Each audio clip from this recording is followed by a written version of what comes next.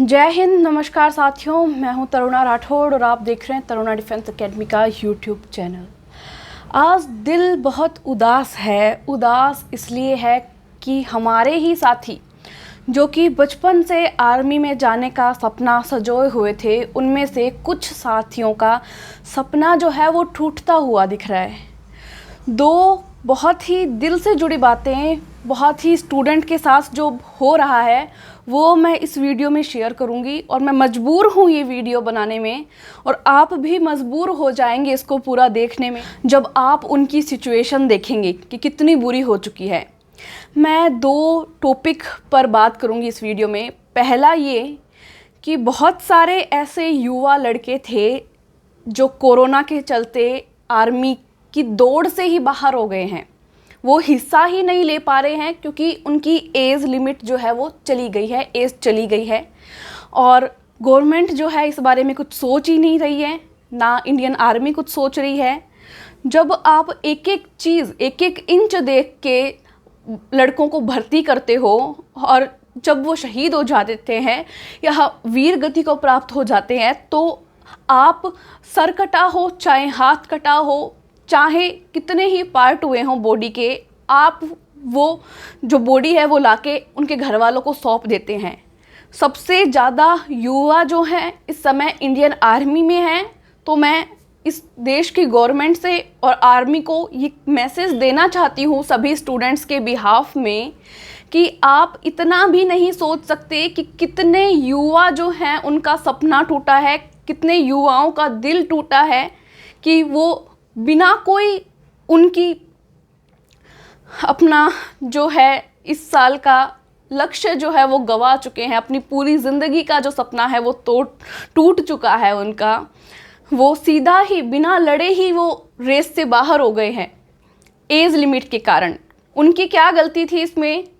Corona आया है तो गवर्नमेंट को सोचना चाहिए कि एज लिमिट बढ़ाएं। बहुत सारे ऐसे स्टूडेंट्स हैं जो इससे बाहर हुए हैं। मैं अकेले कुछ नहीं कर पाऊंगी, मुझे पता है। इतना बड़ा यूट्यूब चैनल नहीं है तरुणा डिफेंस एकेडमी, तो इसमें आप सभी के साथ की सपोर्ट की बहुत ज़रूरत होगी। अकेले से मुझसे कुछ नहीं होगा। मैं चाहती हूँ इसको आप ज़्यादा से ज़्यादा शेयर करें। पहली तो ये मैंने बता दी आपको, ये समस्या है मुझे।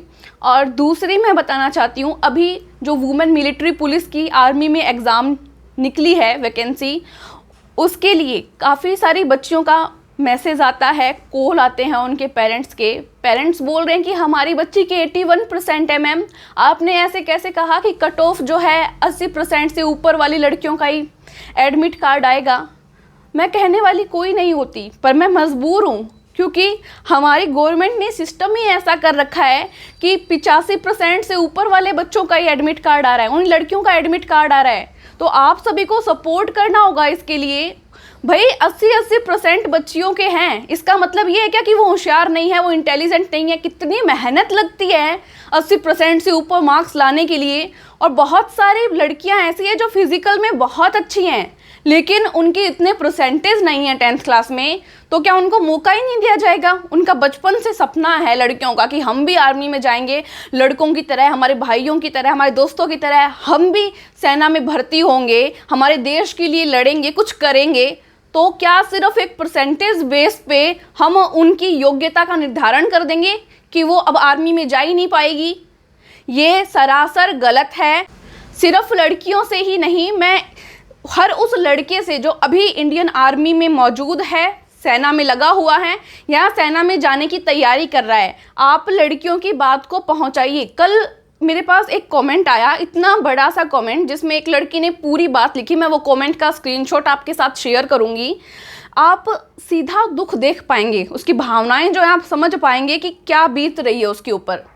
80% लाने के बावजूद भी वो उस दौड़ में ही शामिल नहीं हो पाएगी। ये क्या सही है या गलत, आप बताएंगे, आप अपनी राय रखिए। अब चाहें तो वो जो आर्मी है वो पोस्ट बढ़ाओ लड़कियों की, या फिर ये जो आपने योग्यता निर्धारण करने का एक पॉइंट पकड़ लिया है कि आप 85% लाओगी तो ही आपके एडमिट कार्ड आएंगे, एडमिट कार्ड ही नहीं आ रहे, बताओ। ये तो सरासर गलत बात हो गई। तो मैं अकेले कुछ नहीं कर सकती, मैं आपको वापस बता रही हूँ, सभी इसमें सपोर्ट करें। वो कमेंट मैं शेयर करूँगी आपके साथ, स्क्रीनशॉट उसका, लड़की का, और मैं आपको पढ़ के भी बता दूँगी। और हाँ, अब परसों जो है एक स्टूडेंट है, एक लड़का इधर बिहार साइड का, तो उसके माता पिता का मेरे पास फ़ोन आता है। वो पहले हमारी क्लासेस लेता था, तो उसके माता पिता ने मतलब इतना मुझे बोला, मतलब वो रो रहे थे, लिटरली वो रो रहे थे दैट कि हमारा बच्चा जो है उसका लास्ट चांस है, आप कुछ करो।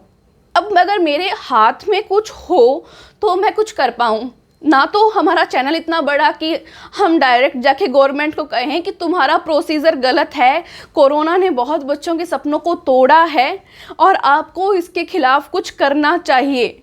मैं रिक्वेस्ट करती हूँ, भारत माता की सौगंध लगेगी आपको अगर आपने ये बात आगे नहीं पहुँचाई और इसको शेयर नहीं किया।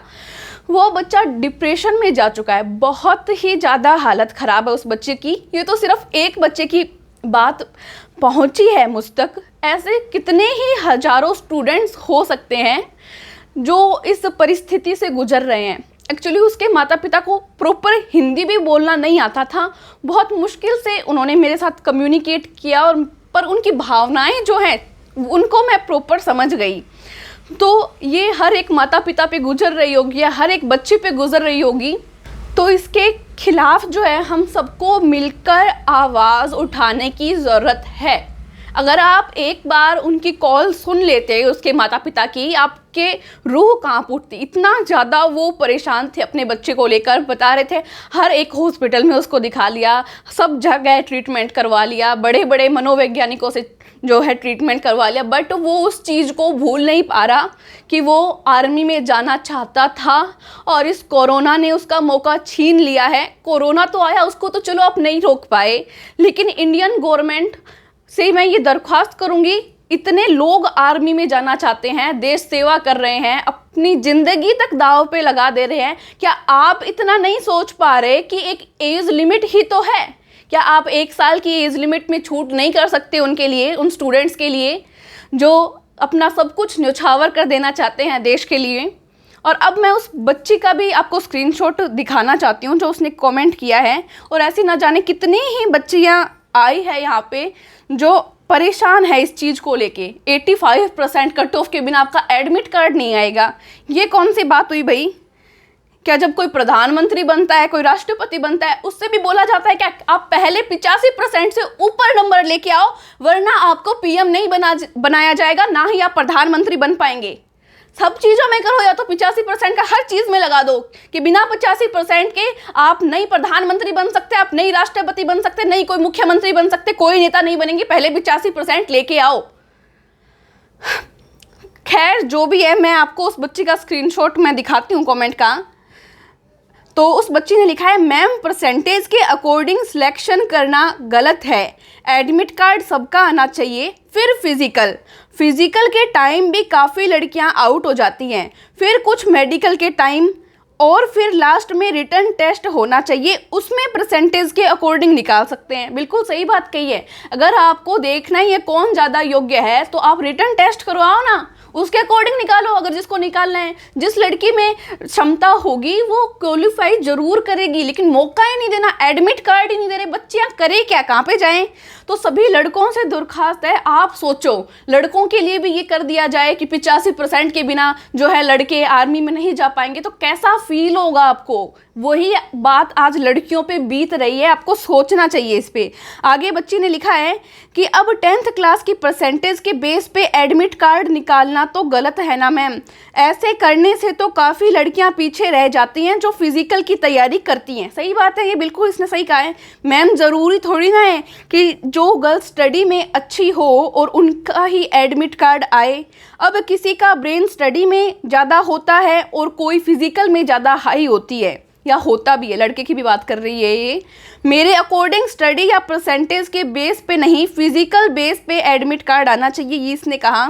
जो भी मेरी इस बात को सही मानता है वो इस बात को आगे पहुंचाएंगे, ये इस बच्ची ने कहा है।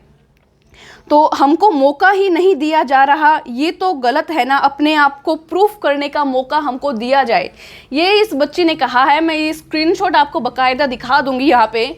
तो ये इसके मन की बात है। ये सिर्फ एक लड़की की बात हुई, ऐसी ना जाने कितनी ही लड़कियों का पूरे दिन में मेरे पास फ़ोन आता है, उनके पेरेंट्स का फ़ोन आता है, और बहुत सारे ऐसे यूट्यूबर्स रहे होंगे जिनके पास भी ऐसे इश्यूज़ आते हैं। तो हम सबको साथ मिलकर इसके खिलाफ आवाज़ उठानी चाहिए।